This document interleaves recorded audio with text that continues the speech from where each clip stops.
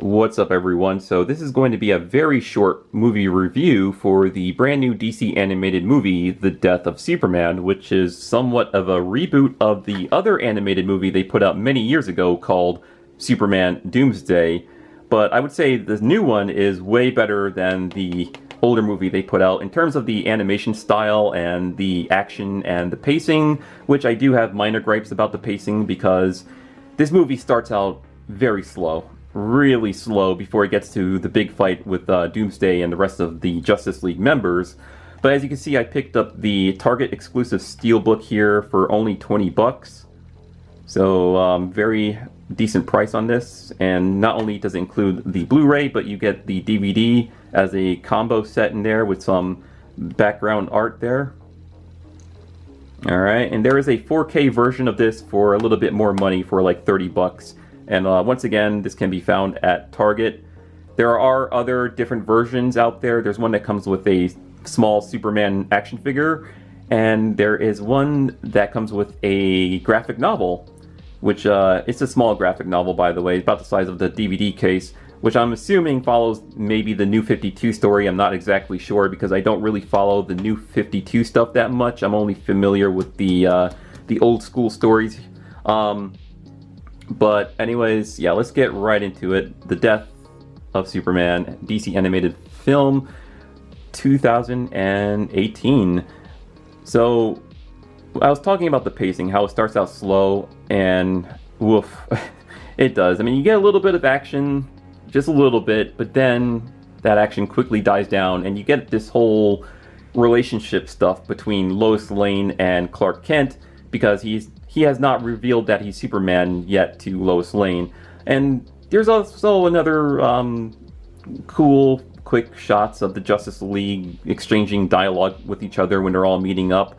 But mostly it's dealing with the relationship between Lois Lane and Clark Kent. And even when Doomsday finally arrives to planet Earth, that whole relationship stuff still goes on for, well, it seemed like it goes on forever. It really does. But fast forward, getting past all of that and getting to the part where the Justice League members are fighting Doomsday in this movie, it is awesome. It really is cool, especially the part when Wonder Woman is going up against Doomsday and you get to see how brutal that battle is. And I'm happy that they actually had the Justice League members fighting Doomsday in this movie because that's something that never happened in the other animated film. And that's also something... you know, it's very close to the original story because in the original story you do have members of the Justice League fighting against Doomsday, even though they were like different members, not the same members, or not the same characters that were in this film.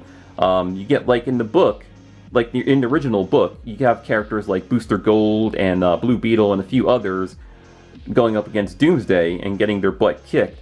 But in the Death of Superman 2018 animated film, you get your well-known main heroes like Batman, Green Lantern, Flash, Aquaman, Wonder Woman, all fighting up against Doomsday, and it is pretty cool, as well as Cyborg, he's in there too.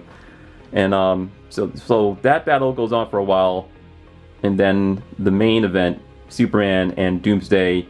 If you read all of the stories or seen many different versions of the animated, story, pretty much the same. You get a very awesome no-holds-bar battle between these two super-powered characters, Superman and Doomsday, and it is pretty cool. And you do get to see Superman saving a few people in the process of that battle, so that's also a nice touch. And it does seem like it goes on for a while. I mean, to me, it seemed like that was like a 15 to 20-minute battle. And even Lex Luthor jumps in, and that was unexpected. Lex Luthor jumps in and tries to stop Doomsday with his giant mech suit, like that was going to do anything. But Lex Luthor in this film reminds me a lot of the other Lex Luthor from the Justice League Unlimited animated film that came out during like the late 90s, early 2000s. So that's a good sign. That gets a thumbs up, 2 thumbs up from me. But the way that Superman defeats Doomsday, pretty awesome, I must say. The way that it was animated and just, told in this version of the story, it was really awesome, and I don't want to say how he defeated him or how they defeated each other or whatever, but it was really cool.